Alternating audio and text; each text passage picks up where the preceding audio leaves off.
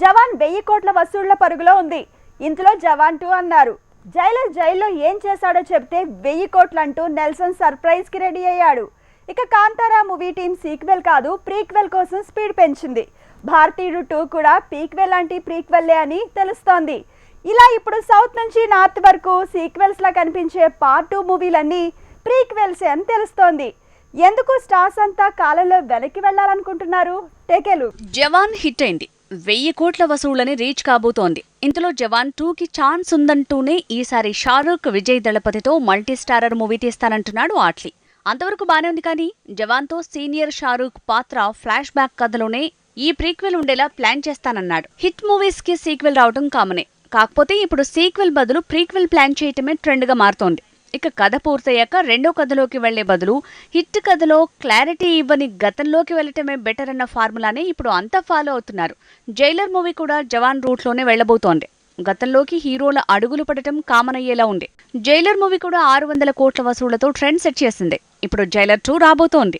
ఇందులో అసలు ఓ జైలర్ గతం ఏంటో తేలలేదు.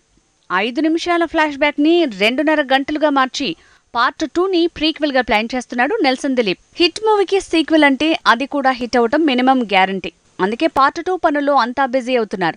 కాకపోతే క్యూరియాసిటీని పెంచేందుకు సీక్వెల్ బదులు ప్రీక్వెల్ అయితే రిస్క్ తక్కువనే మాటలే వినిపిస్తున్నాయి. కాంతారా 16 కోట్లతో తెరకెక్కితే 400 కోట్ల పైనే వసూళ్లొచ్చాయి.